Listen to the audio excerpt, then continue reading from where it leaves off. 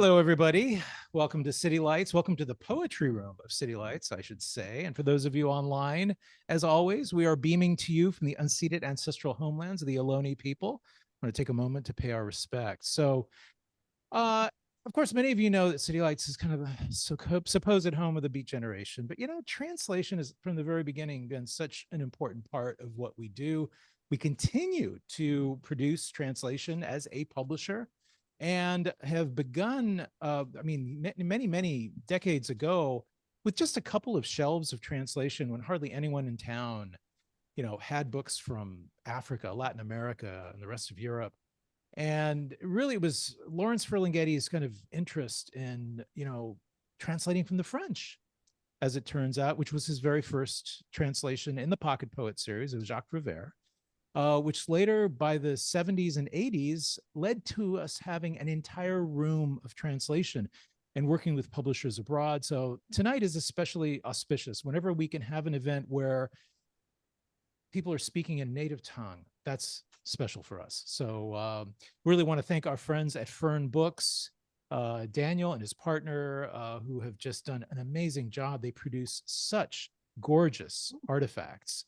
And of course, our friends at Center for the Art of Translation in Two Lines, really appreciative of them being a co-sponsor. And of course, our friends at Villa Albertine. And to get the evening started, I would like to welcome now Nicole Levin, who will take it from here. Welcome.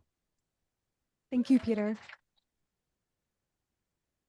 Hi, thank you all for coming out tonight. My name is Nicole and I'm the cultural coordinator for Villa Albertine San Francisco. And I'm super excited to partner with the iconic City Lights to present Jakuta in conversation this evening. So Villa Albertine San Francisco represents the French consulate cultural services in the US. We have 10 branches across the US. And the San Francisco branch incorporates Northern California and Northern Nevada and extends as far east as Wyoming, north up to Washington State, and we also serve Alaska, Hawaii, and Guam. Our programming is intended to connect French artists and thought makers to the US cultural networks that are already present here. Typically, we host 10 artists in residence a year, or researchers as well, at our villa in Coal Valley. And beyond that, we host touring authors such as Jakuta, touring dancers, musicians, and more. We offer small grants to partnering organizations. We also have a podcast and a magazine, but we're probably most famous for our Night of Ideas. We just had the largest US edition here in San Francisco at the San Francisco Public Library on March 3rd, and we had over 7,000 attendees. So please join us next year if you didn't make it this year. It's an incredible evening. If you like tonight's program, it's like an all-night marathon of what you'll experience tonight. So yeah, if you would like to know more, please come find me after enjoying the conversation between Jakuta and JiaJing. And let me introduce the speakers.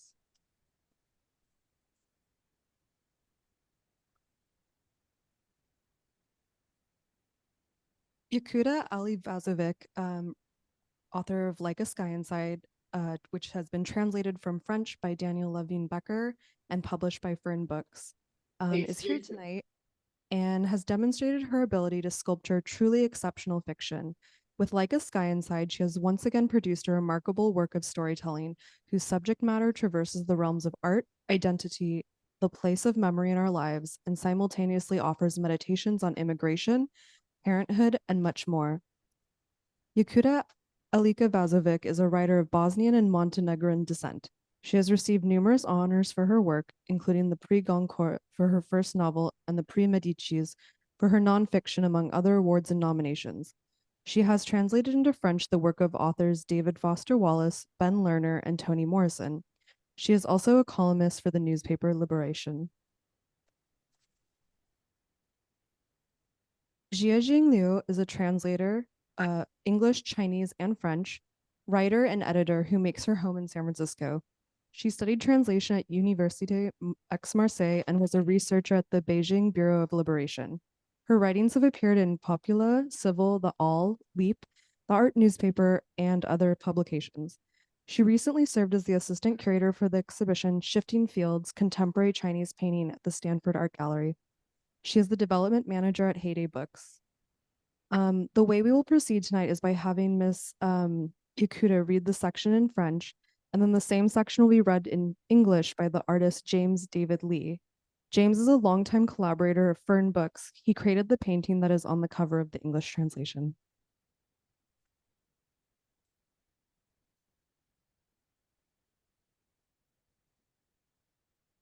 Thank you. Thank you, Peter. Thank you, Nicole. Thank you, everyone, for being here.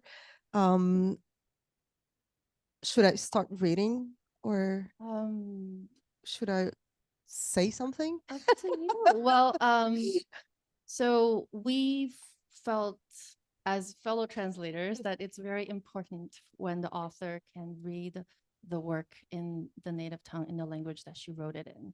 And so we're very, very lucky that Jakuta has agreed, and that maybe we just start and then let the beauty of the French language wash over everyone. Okay, let's do this then. Ils sont plusieurs à m'accueillir, à m'escorter, à se réjouir avec moi, pour moi, de l'expérience qui m'attend. Leur sincérité me touche, je leur suis reconnaissante. Au sein de ma reconnaissance, il y a déjà l'envie de les voir partir, l'envie d'être seule. Cela ne se dit pas à ces gens qui m'accompagnent, qui me prêtent main forte. Que penseraient-ils de mon projet, celui que je leur ai tué? Que penseraient-ils de moi? La salle des cariatides, ainsi nommée en raison des 4 figures magistrales qui soutiennent le petit balcon au-dessus de l'entrée, résonne de nos voix. Tout le monde est gai, un peu fiévreux. Ils sont heureux pour moi. Ils partagent mon excitation, ce qui devrait être mon excitation.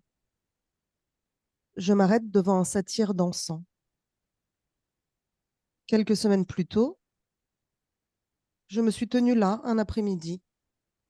J'étais venue en repérage, mon fils en porte-bébé. Il avait levé les yeux. Merci.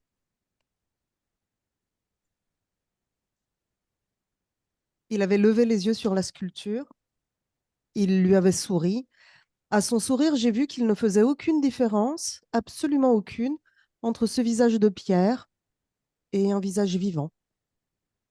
Lorsque je raconte cette anecdote au conservateur, il me répond que le satyre dansant fait partie d'un ensemble.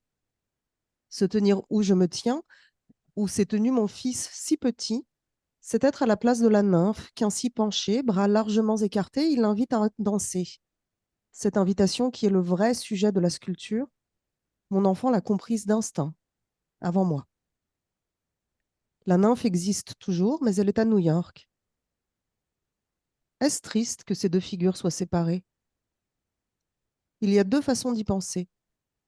Comme à une union empêchée, une rencontre qui ne peut avoir lieu, ou comme à une invitation qui embrasse des milliers de kilomètres, un océan entier, qui crée un champ de force dans lequel, sans en avoir conscience, nous évoluons. Oui, le monde pourrait être cela, une invitation invisible à la danse. Et nous ne le savons pas. Ou peut-être est-ce nous qui, chacun à notre tour, remplaçons la nymphe manquante. Peut-être est-ce nous que le satyre incite à danser. Nous qui, à l'instant où nous croisons son regard, avons le choix de lui rendre son sourire, d'accepter l'invitation. Tout à l'heure, dans le noir, pieds nus sur les dalles ivoire et corail de la section des Antiques, je danserai avec lui. Je danserai avec eux tous.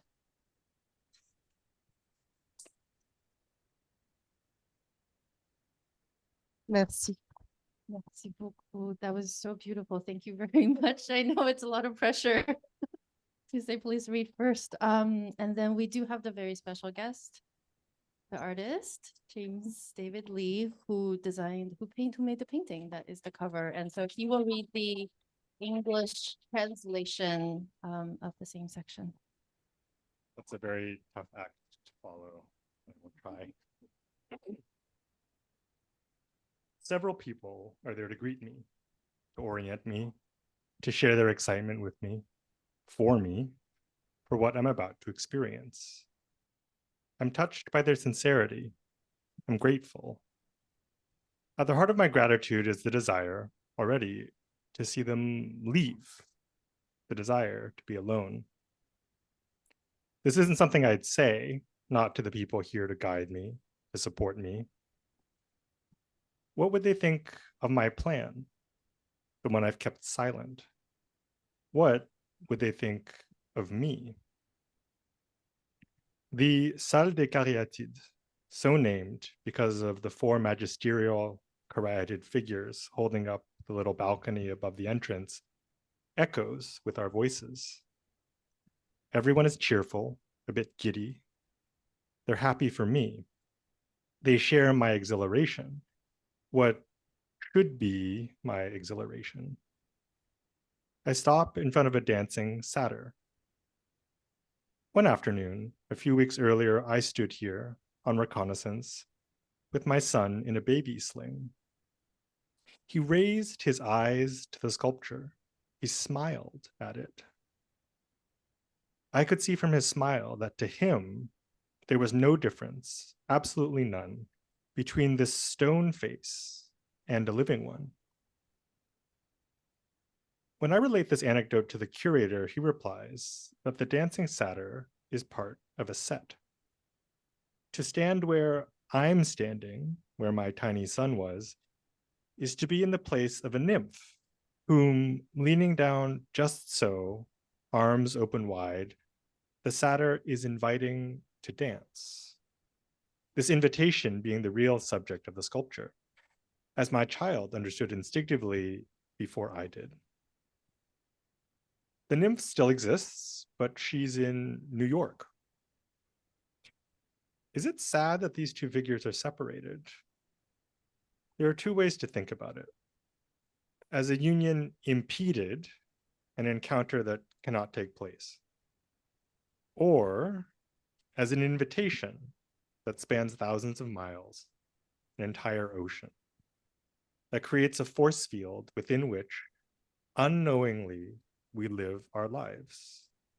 Yes, that is what the world could be, an invisible invitation to dance. And we don't know it. Or maybe it's we, each of us in our turn, who replace the missing nymph. Maybe it's us the satyr is inciting to dance. We, who at the moment we meet his gaze, can choose to return his smile, to accept the invitation. In a while, in the dark, barefoot, on the ivory and coral stones of the antiquity section, I will dance with him. I will dance with them all.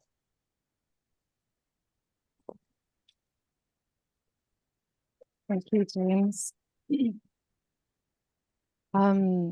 So to bring us back to the beginning of the story, to bring us back of why you were there in that room, is that this book came about as a real experience, that you did spend the night at the Louvre. And so I would love if you would just tell us about that, how it came about, and what were your expectations and preparations when you were going in? Yes, I was. Thank you, James David Lee. I now have two reasons to be thankful to you for. One is the outside of the book, and the other one is now inside the book. Thank you so much. And I also want to just, Peter, you mentioned translation. I just want to mention my amazing, incredible translator into English, Daniel Levin Becker, who perhaps is watching us. Hi. And he's incredible. You're incredible. You know, it's very strange, especially when hearing your text in a language that you master, that you understand, and hearing your words and ideas and thoughts in another language, it can be a very upsetting experience. It can be something like, you know, seeing your reflection in a funhouse mirror, or it can be like Peter Pan losing his shadow and having to, you know, run across the room to get it back. And in a few cases, and this is where the magic of translation comes in, and your magic, Daniel. In the few cases, you look at yourself in the mirror, and what you see is exactly what you want to see there. And it's such a beautiful experience. It's your text read and understood and loved by someone else, who's not you, in a language that's not yours. And it's one of the most beautiful things I've ever experienced. So thank you. And now back to the Louvre. Yeah. Yes, back to the Louvre. Why the Yes, back to the Louvre. reconnaissance? This book is part of a series in France called Ma Nuit au Musée, a series that was created by an extraordinary person called Alina Gurdiel. And she invites, that's exactly what it is, but she invites writers to spend a night locked within a museum of their choosing.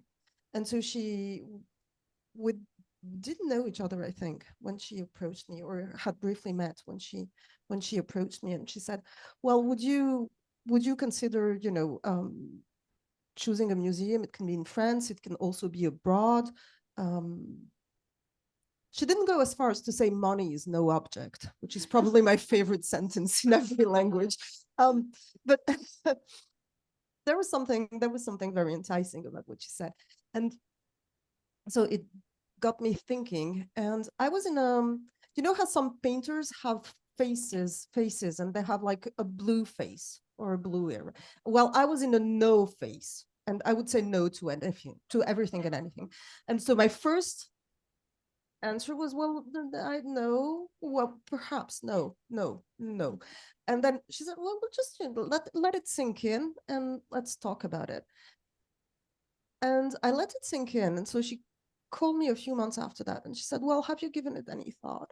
And I said, well, yes, I have given it some thought. And I said, I would want to do it, but I want to go to the Louvre. And then Alina says, oh, but then never let anyone do anything fun. And I said, but it has to be. And she was, would you rather go to New York, or, go someplace else? And I said, no, it has to be the Louvre. And I think she suspected, and I suspected as well, that it was a way of saying, yes while saying no, or saying no while saying yes, because the Louvre is like a reverse Alcatraz. You never can get in. But they did let me in.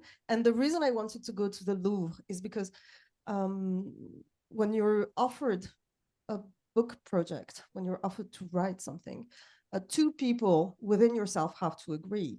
The person who likes new experiences and new things, and likes to be locked into places at night, and thinks it's fun, and was a child at one point. So that person has to be up for it. And then the writer in you has to agree as well. And the writer is a killjoy. The writer is the killjoy. The writer is the one saying, well, okay, yeah, spend the night wherever. Yeah, you have a baby at home, so you'll most likely sleep through the night, and it will be the first time in months that you. So there's a dialogue, like a silent dialogue, between the writer and the person. And the writer says, well, is there a museum where you're sure that even if you sleep through the night, there's a book there? Like, push comes to shove, is there a place that you're certain that there's a book there?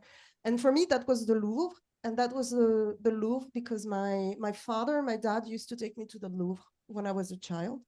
My father was an immigrant from what was then called Yugoslavia, which is now Montenegro in his case, Bosnia in my mom's case. So they came in France in the early 70s. They settled in Paris in the early 70s. And they came from the same country when they first came. And then after the war in the 1990s, my parents became people who came from two different countries. And the language I spoke as a child, I was raised bilingual. I was born in Paris, but raised bilingual. The language I spoke as a child was Serbo-Croatian. and that language has ceased to exist. So now I speak Montenegrin with my dad, who's from Montenegro, and Bosnian with my mom, who's from Bosnia, and it's the same language.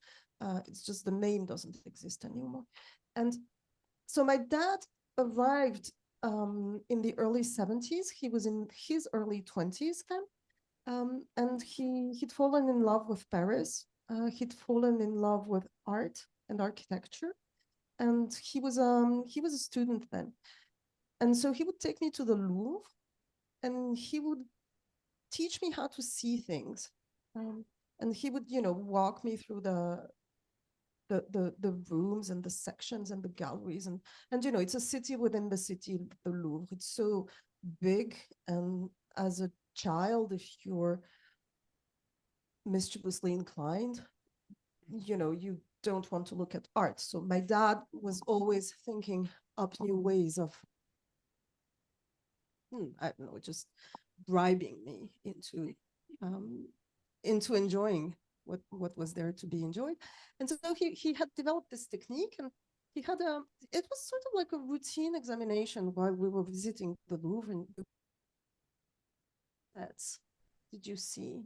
And I would try to think back, and it was how many cats, like cats and kittens. That was easier because I was into cats and kittens. How many shipwrecks? And then it was veer out of the expected course of things.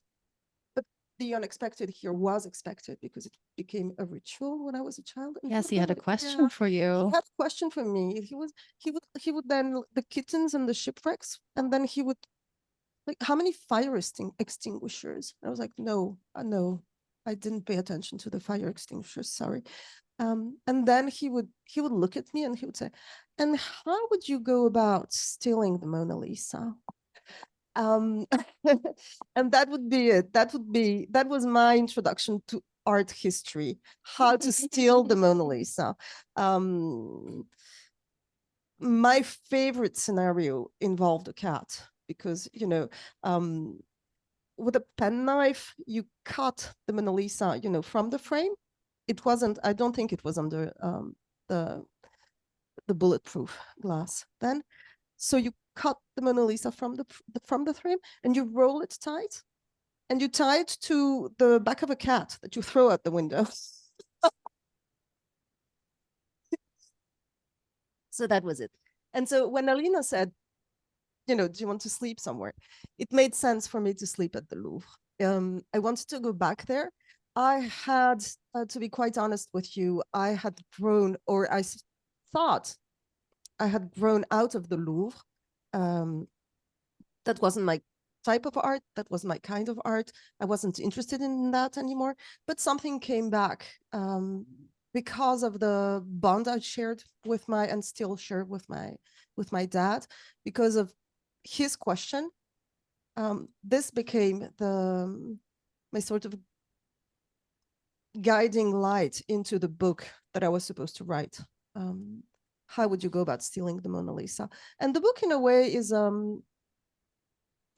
is a narrative of the night, of what happened, or what could have happened, or what I thought or feared might happen during the night. But it's also a portrait of my father. It's also a portrait of a relationship, if such a thing can exist. I think it can. And it's not a guide on stealing works of art, but yeah, you can still find a few ideas, I think, in there. Well, there was also a mention of a pterodactyl for the especially industrious. So when I was reading your book, though, it didn't feel like a caper, as you would say. I had the feeling of accompanying the narrator on an investigation, sifting through memories and for clues. And then it was also really interesting to me that there was this constant doubling. And then there was a discussion about what is real and what is fake, because you talk about the art forger, the famed art forger, Van Meegeren. And then you at one point talk about the Borghese hermaphroditus, of which many copies exist around the world. And then there was also this idea that there was an investigation into who you were. Are you which part of you? And you, as you mentioned, a writer has two parts. There's the child part, and then there's the writer part. And I'm curious that as you were writing the book, did you feel like one part surfaced more or retreated back, and did you find other doubles for yourself as you went on this journey? Yes, the doubling is very interesting. Thank you. That's a very astute question, actually, because I grew up and I became a writer because I felt cleft. I felt divided. You know, feeling cleft is probably the essence of the human experience, right? To me, it was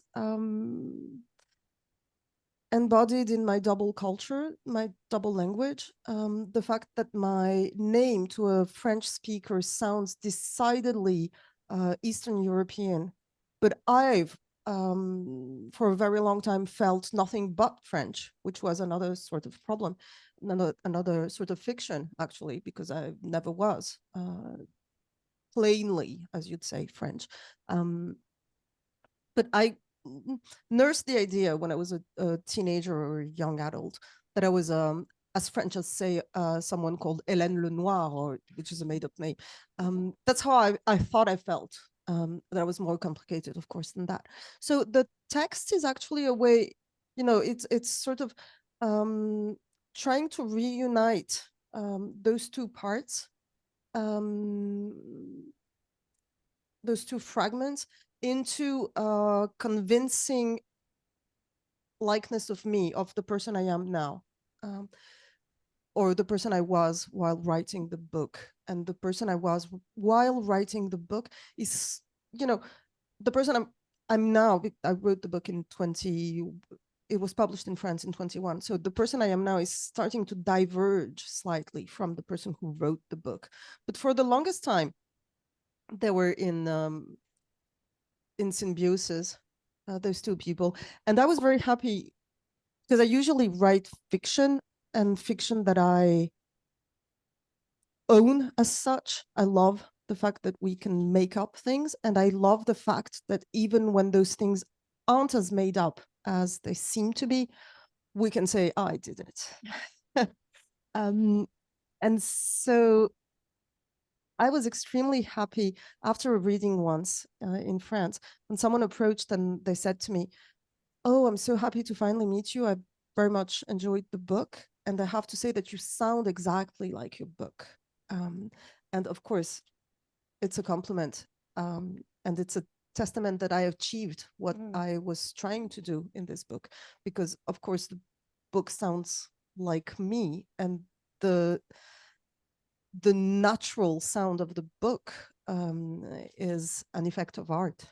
So it's true because it's fake. It sounds exact, and it sounds exactly like me because I worked so hard on it to make it sound like me. So it's, you know, the fake. Yes, well, like the marble bed. Yes, like the marble bed. So as I learned in this book, the copy of the Borghese hermaphrodite was I think discovered in the 1600s, and then later on Bernini was commissioned, yes, to make a bed, a mattress, and it looks so inviting and fluffy and perfect that for a while his contemporaries thought, you know, this is not art, this is something else, this is magic, and they would touch it. Oh, it is marble. Extremely strange.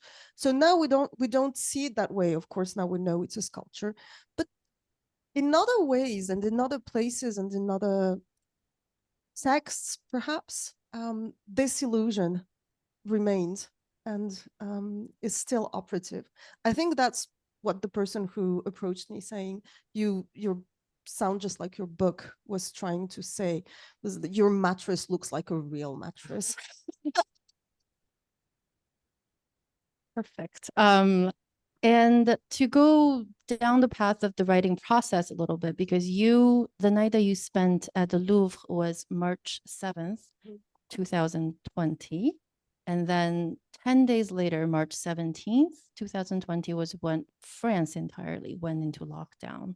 And so you had a baby and you had this experience, and then suddenly the world changed and disappeared. And I'm, if you would kind of just walk us through, like, how was that experience for you? And then did you think that the lockdown had any effect on the trajectories of your ideas and your writing?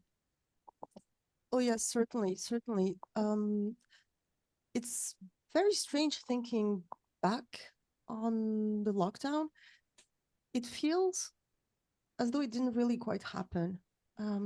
It was extremely present while it was happening, and I remember the frustration and the amazement because something so big was happening and we were part of it for real. And then those memories sort of receded into, I don't know, fantasy fiction in a way. So I don't know what to make of them.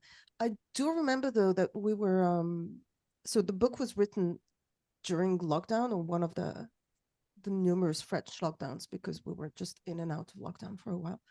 And my partner told me something that I still to this day think about. He said, yeah, it's a good book. Thank you for writing the book. When did you write the book? I never saw you write the book. Like, we were literally like in 3 rooms and I never saw you writing the book. When was the book written? And I have no answer to that. The book was written. And it was one of those magic moments because the book was written, and I do remember, just not wanting to bother everyone, so trying to read aloud, but in my head, which is a contradiction in terms, I'm aware.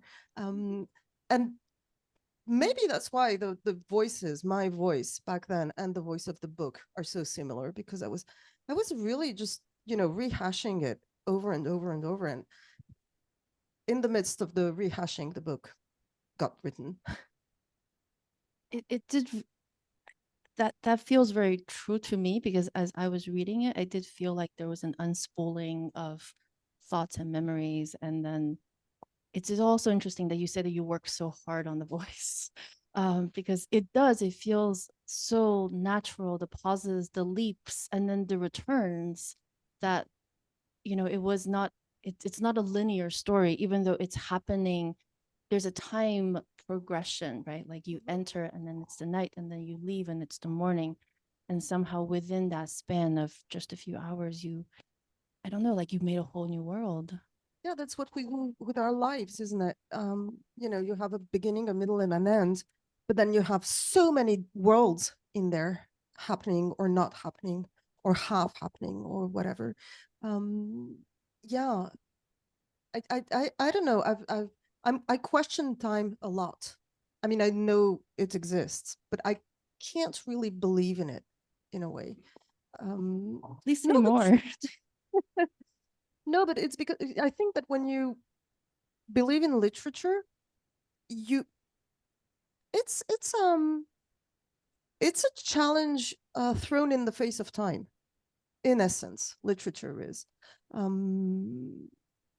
So I think that you have to be very aware of the passing of time, and then be absolutely ready to defy it and even negate it in a way. And I think that's why literature is a form of, I don't know, defense against the dark arts of time. I don't know. That sort of reminds me. I had a French teacher who insisted that Americans and French have different concepts of time. I'm sure. Yeah. Right, because he's like, in English, you say you're wasting time, that it's this resource that it feels finite. Whereas in French, I think you say se perdre. Perdre son temps, losing. Losing. You're losing time. You sort of veer off the beaten track of time, or you have a hole in your pocket and time is leaking out of it. Yeah. And then to talk about your own veering off and your different travels, you traveled in the United States. You went on this multi-state journey. You went to see the Robert Smithson's Spiral Jetty. And also in this book, please, everyone, please just go buy it and read it. You also write so brilliantly about your love of American art that don't live in the Louvre, like Walter de Maria, Lightning Fields, right? Like all of these different ways of looking at material and time. And to bring us back then to your younger self, just, would love to know how did that journey come about, and how do you feel now being back in America again? I'm so happy to be. No, my younger self thought was actually certain that English would save me from myself. That was it. That was the idea. I was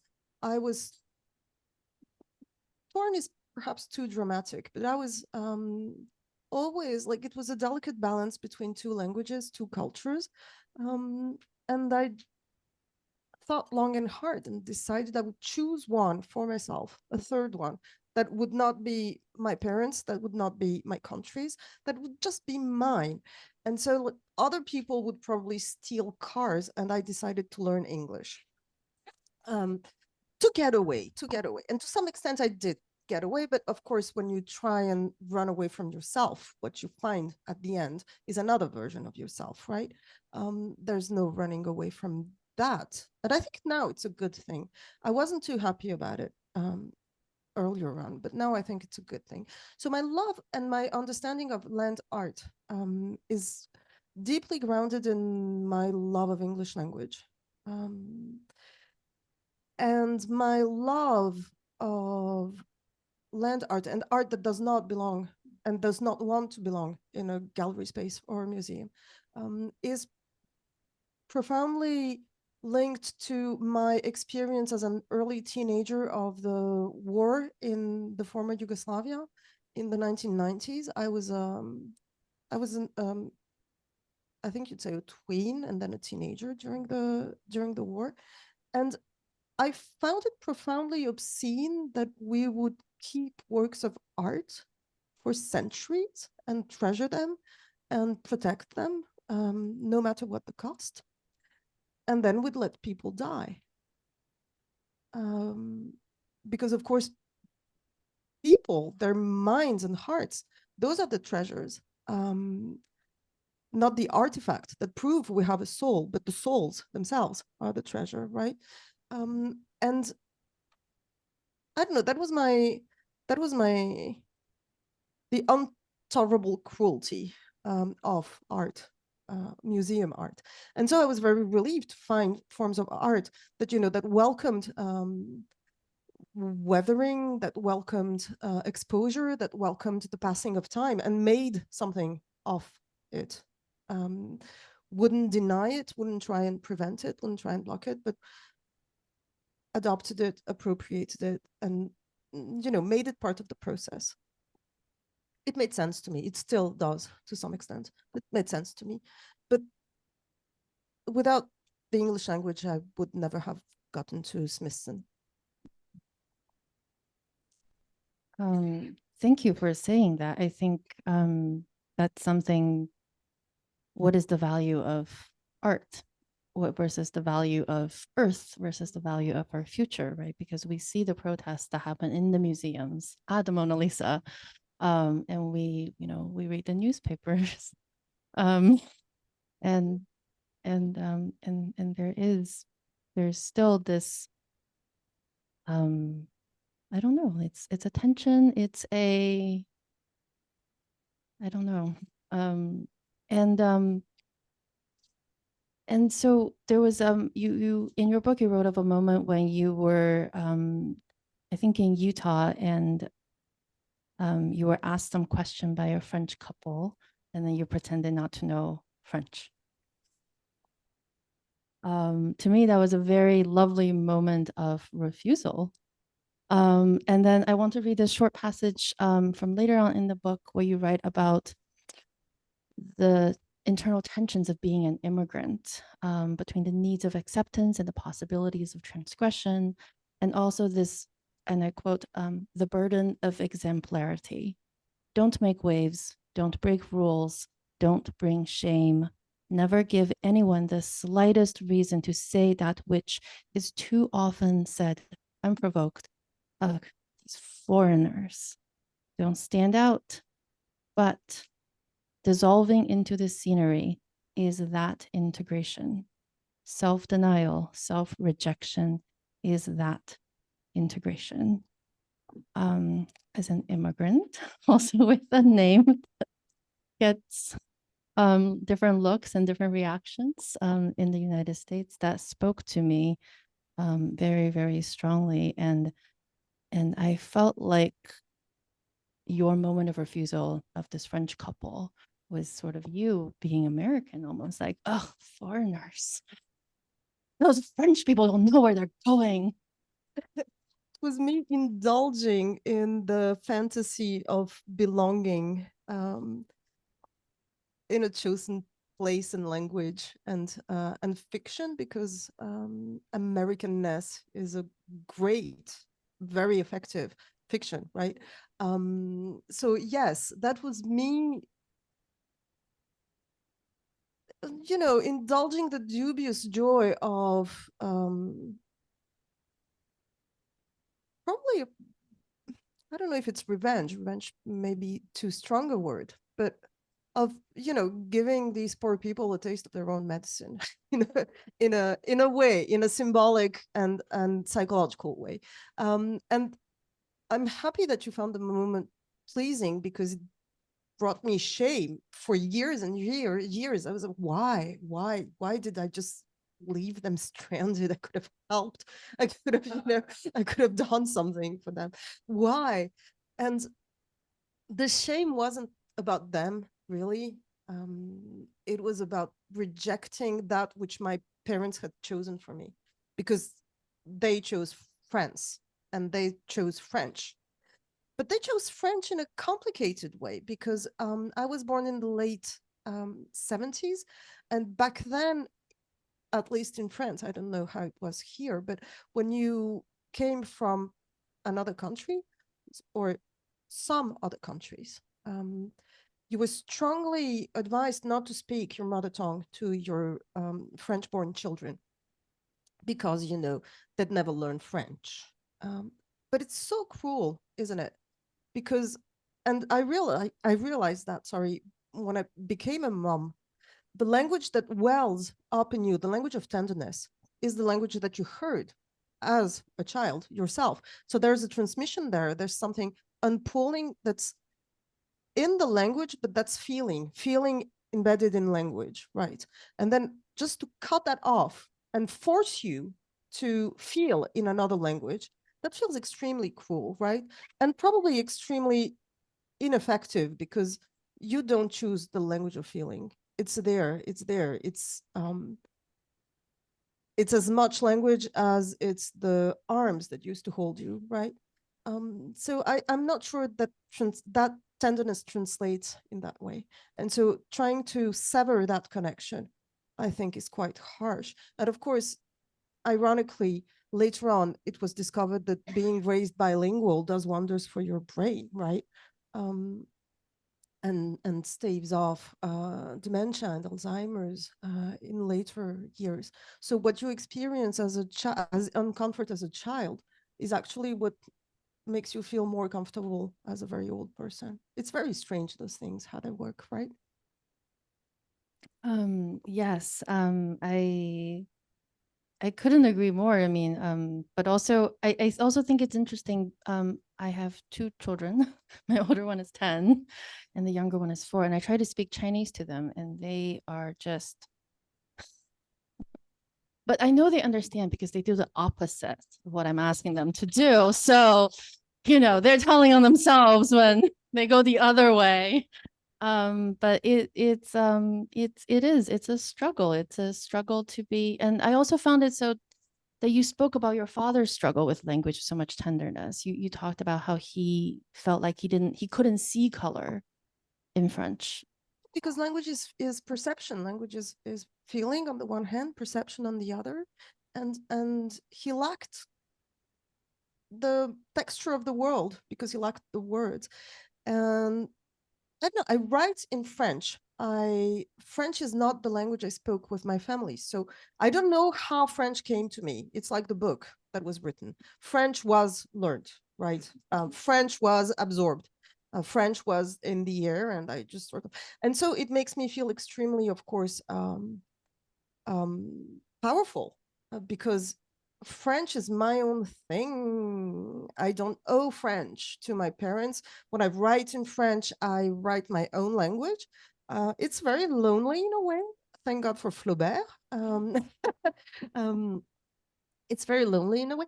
But the thing about French is, the thing about English, or rather American, is for the longest time I wanted to speak like the TV shows, and I wanted to pretend I was like an American with the twang and everything, and then I sort of it's not really who I am. I'm a French person of Bosnian and Montenegrin origin. I have something of an accent. It's there. It's mine. It's a mix of everything. There's no point in pretending, right? And so I quit doing that.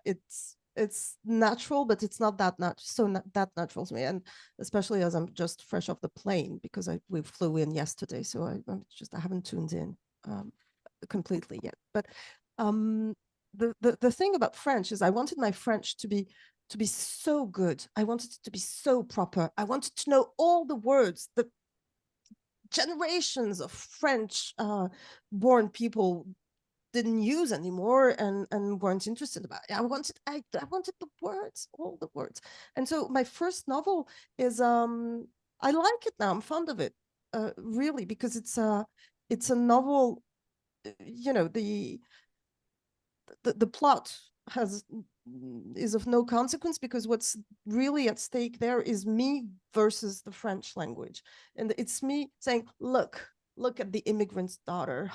I'm using this word and that word, and look at me using those words, which happens a lot in first novels, I'm told. An interesting thing happened years later because my father isn't very fond of fiction. And so I wasn't quite sure he'd read my first novel. And so I went to check. And he'd circled some words. That's what he did when he was learning French. He would circle words. And so I found that he'd circled some words in my novel. And then it just hit me, you're using words that your dad has to look up. Shame on you. And that's how my French, the French I write, that's how it evolved. I think I mentioned that in this book, and so that's how I relinquished the vocabulary, the treasures of vocabulary, in favor of something simpler, but still, I hope with flavor that's my own. Do you think you write for your who's your first reader? Who is your ideal reader when you are writing? That's an excellent question. The ideal reader has evolved. The ideal reader is sort of what you remember Imaginary Friends, right? Well, that's the ideal reader. It's the what imaginary friends become when they survive childhood. They become ideal readers. So I don't know. That feels like such a personal question. I can't. I have a couple of names. I could name people, but the important thing is that now I think about readers plural more than I used to. And also I think about their feelings, not because I want to compare them. Quite the contrary, actually. I think of the ideal reader and I think, how do I want them to feel at the end? I have no idea how they feel once they, when they open the book or start the text, start reading, but how do I want to make them feel at the end? And that's the leading question now. It's not about plot, it's not, or it's about emotional plot. It's about me plotting against or in favor of a certain emotional state in the reader. So the ideal reader is something of a rat lab. Yes. And then I think will be my last question, and then we can open it up to audience questions. So shifting gear a little bit and speak about your personal connection to American literature. You are a novelist, essayist, columnist, and also talented translator. You have translated a number of distinguished authors, including David Foster Wallace, Toni Morrison, Ben Lerner, and also I learned this most recently, Janet Malcolm, and you translate her book, The Silent Woman, The Mystery of Sylvia Plath, which is a biography, but that also sort of interrogates the morality of biography. And I mean, but just those names are so different. I'm just sort of, I'm really curious how, just like, how do you think like the translation has influenced your writing in French, or is it vice versa? Like, how do you think about that relationship? The one thing they all have in common is that they make me feel a certain way. And the way they make me feel is, oh, yes, finally, and it's a renewed, oh, yes, finally, because every excellent book is a, oh, yes, finally kind of book, right? So that's how they make me feel. And that's probably, that's why I choose them, because I'm lucky enough to be able to choose who and what I'm translating. It's important to be picky about those things, because you'll end up spending months and months in a partnership with a text. It has to be a text that makes you go like, oh, yes, okay, we can spend some time together, yes. Whether it's influenced my writing, I don't know. It's probably like a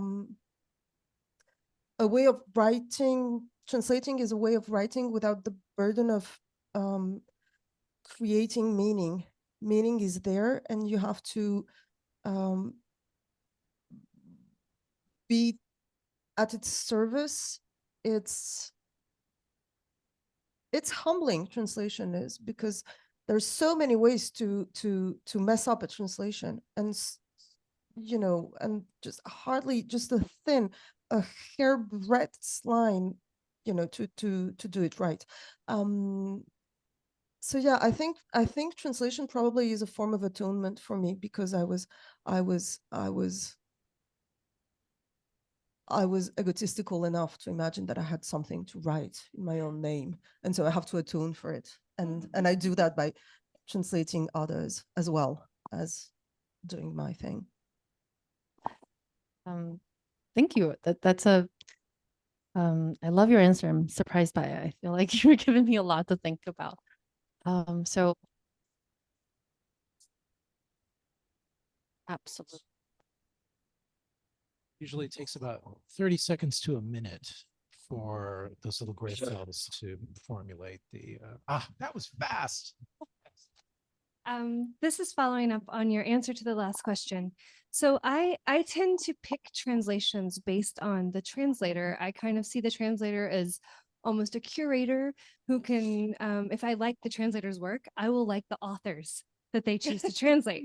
So my question for you is, what American authors should I be reading? Because I loved your book.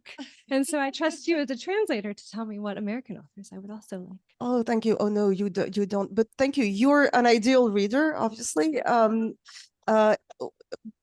Readers who are aware of the importance of translation and who actually choose their readings by the translator's name. You've put your finger on something quite essential there, is that as a translator, you always, as much as you want to efface yourself and put yourself completely, you know, at the service of the text, you leave your mark on it. And it's something, it's painful sometimes because you're trying to be in the world, and you always end up looking at yourself again. So but it's a good thing. It's a good thing to be vaporized in someone else's text. So I have no idea who you should be reading. You tell me. You tell me who I should be translating. That's the thing. I want to keep translating yeah, it's a very possessive thing, translation. I want to keep translating my authors. They're mine. So yeah, I want to be in a steady relationship with all of them, and and I want to write. Right now, time, you know, we mentioned time as a resource, and now I'm sort of, I feel myself entering, I don't know if it's a space or a time or a space time, where time is not as infinite as it used to be. And I have to be extremely, because I sleep more as well. Yeah, I've discovered sleeping. And it's not a bad thing, it's good. So yeah, I want to translate my authors and write. That's the thing. Yes. So I don't want to step on the toes of the text, but I am very curious what the sensorial experience of being shut into a huge museum overnight felt like, just upon initial, you know, closing the door behind you and you are alone in the Louvre. Like, what did it sound like and what did you feel? And yeah, what did the room feel like? I was so excited. I couldn't wait. I read from it. I couldn't wait for them to leave, everyone to leave. And then I took off my shoes and I started gliding on the marble floors. And I started petting the sculptures, and, you know, because I was allowed to touch the art, and it's amazing, right? And then it became so scary. Oh, I was truly afraid. And I have no valid experience of camping. So I have no survival skills, right, in the wild. And it felt something. So I put my bed, like all the rookie mistakes. My bed was plumb in the middle of what used to be a dancing a ballroom, and in which a massacre took place centuries ago. And the bed was at the most photogenic place, which is a mistake, which is a complete mistake, because I tried to get some rest, and then I felt preyed upon by everything and everyone. And I ended up, I'm sorry to say, I had a cot, and I ended up, you know, just dragging the cot around. And I ended up curled up in a ball on the cot in like the farthest corner of the section of the, no, it wasn't my finest moment. Yeah, but yeah. I could have lied about it. I could have been brave in the book, in fiction, but I chose not to.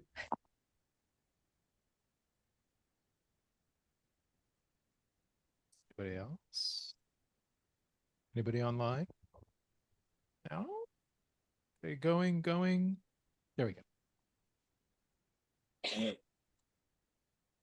What French authors aren't being translated into English but should be?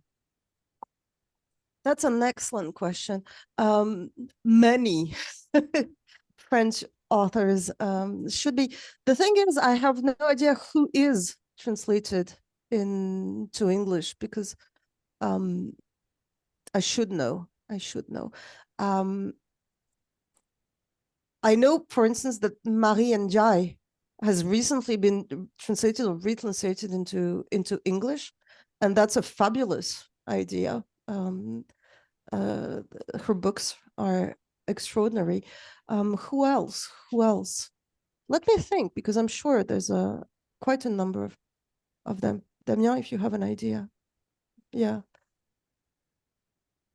It will come back. Yeah, it will. I will tell you. Yeah, I will email you. Extremely long list.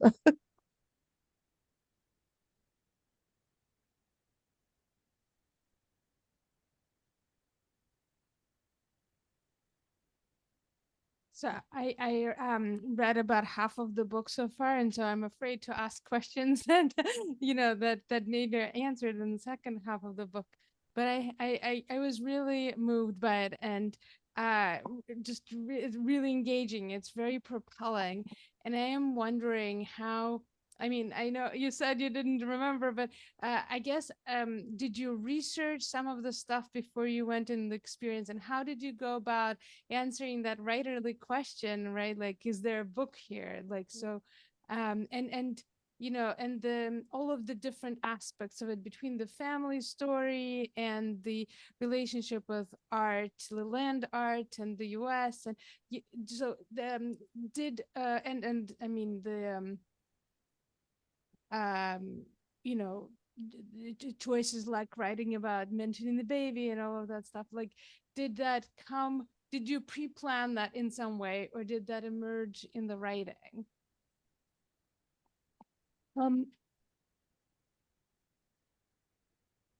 I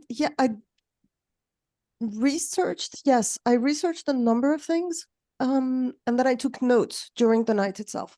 I took a lot of notes that read like almost like weird little poems. 1025 scared shitless, something like that. And because I wanted to have I wanted to make sure something of the experience was there. And so and then ironically, again, I then lost the notebook. But no, memory is a strange thing, because the very fact of taking notes helps you remember things. So I'm quite confident that, it will resurface and there will be a weird little cryptic poem there. And no, I had a very clear idea of what I wanted the book to feel like for myself. It was like an intimate conversation with myself, and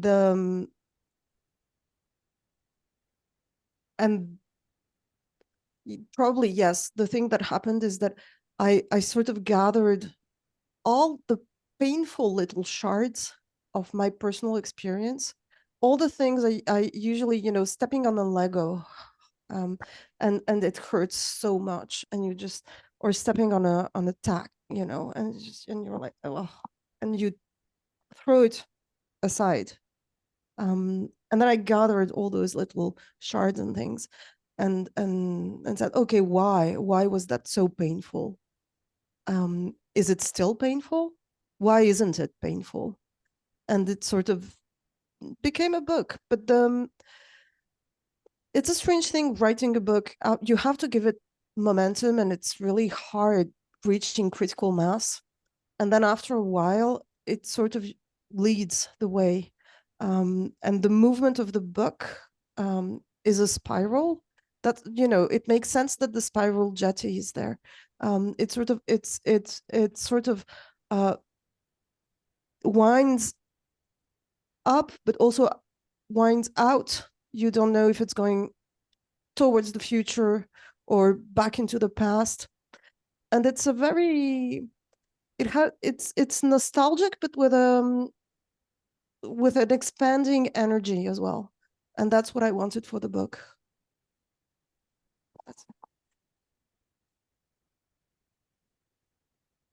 I'm kind of curious. You talked about the moment whenever, like, you stopped using language to prove yourself, like the language that your dad couldn't understand.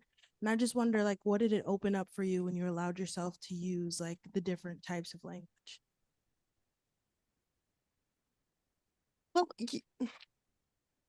it's strange language because it's especially for a writer, but not only for writers, it's like DNA. It's so personal.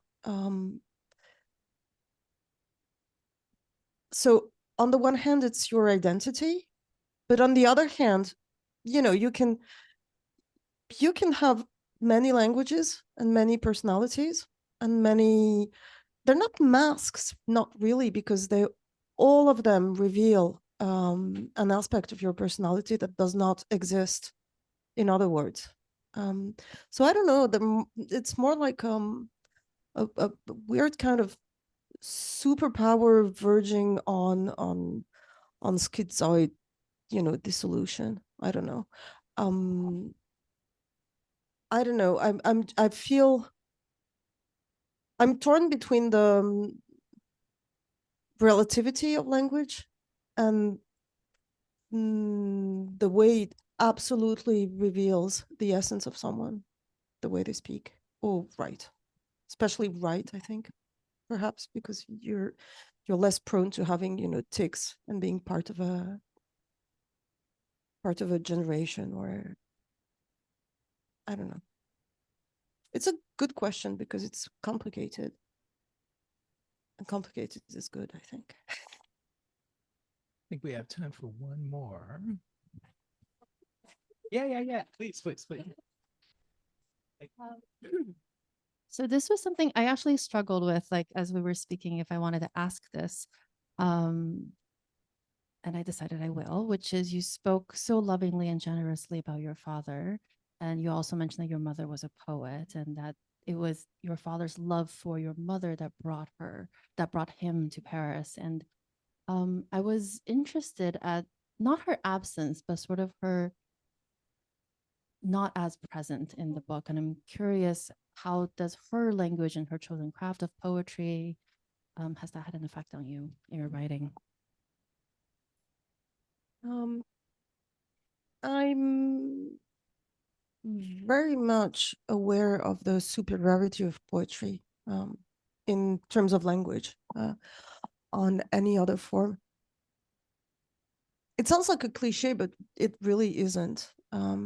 There's something to poetry that's completely ruthless. You don't have the it can be fun, but it's never about the fun.